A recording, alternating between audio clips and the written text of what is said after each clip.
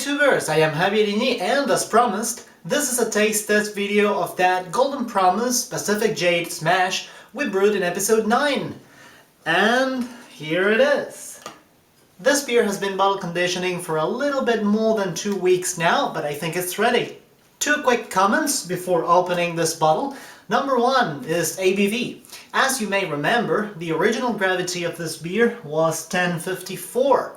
And the final gravity, here's a pic, as you can see it is 1009. It was complicated for me to decide if it was 9 or 8 because of the meniscus you see there, but let's say it was 9. So according to Brewer's Friend's ABV calculator, this beer is 5.91% ABV. That's good. Anything above 5% is already good for me. The second comment is that I'm willing this to be a very pale and clear one.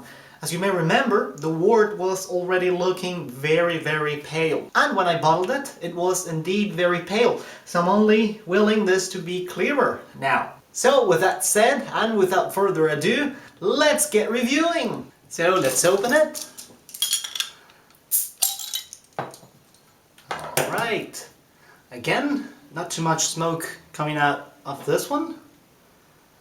Just like it was the case with the double IPA. Even if I can see more carbonation in this one. There you have it. And again, it looks as if I could just pour it entirely. There's almost no sediment here.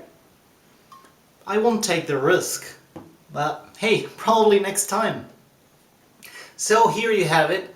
Look at that color and look at that clearness. Wow! Wow! Simply wow! I mean, look at that. I think you can perfectly see through the glass. Let's see if I can. Yes. It's incredibly clear. It is not crystal clear though. It's got a little bit of something there, probably a very attenuated haze. But apart from that, this is, along with Way to Amarillo and the double IPA, well, these are the 3 clearest beers I've ever brewed. Look at that. It's amazing. Let's smell it.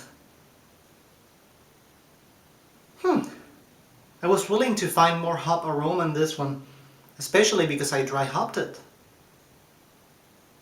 But no, I'm getting a beer aroma at a first sniff. I'm not picking any hops. So, let's dive in. Cheers!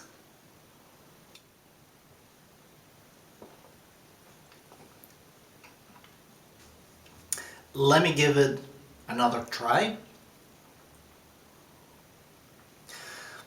There's nothing wrong with this beer. It's just that it's not magical, you know? It's it tastes like normal beer. So I'm probably guessing that Pacific Jade is not a good hop on its own. Probably completes the aroma and the flavor of other hops. But in this one, I'm telling you, it tastes, to be really honest, it tastes like a very good commercial beer. So if any of you have any friends that prefer commercial beers instead of home brews, if you brew this one, you can probably fool them. Again, there's nothing wrong with this beer. It's just that, apart from the color, it didn't amaze me like the other ones did. Probably I'm getting now too picky with beers. I get that a lot now. I get that. I've gotten this comment 3 or 4 times from my relatives. They're telling me I'm becoming a beer snob now. It's not the case. I enjoy every single beer, except for 1 or 2. I would say I like them all. But this one, well, it's a nice, refreshing beer. This is totally a summer one. And I'm thinking that this could be a very good base for an experiment. Probably a good base to add fruits, extracts, more hops. Well, this was a smash, so the idea was only one malt and only one hop. And the result is a beer that you can drink, and in my opinion, a good one, a good beer. But if we just forget that concept of single malt, single hop, then probably I would add some crystal to this one to make it more complex in terms of flavor.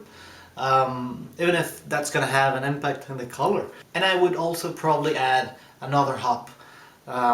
It depends on what you want to get. If you want to get something more classic, then Fuggles, Goldings, and all those old school hops, Nugget, Saz, probably. And if you want to get something more fruity or more American, well, Citra, Centennial, Simcoe, Amarillo.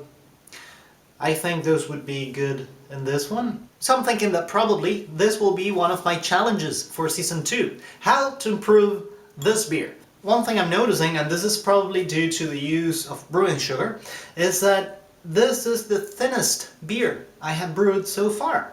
Normally my beers are thick and you can taste it and you can also see it in the glass. And this is just not the case. So probably I'm thinking that if I haven't used brewing sugar but only grain, increasing the grain bill, I would have ended up with a more interesting beer. So this is it for the taste test. I hope you had some fun. If you like what you see, like, and don't forget to subscribe.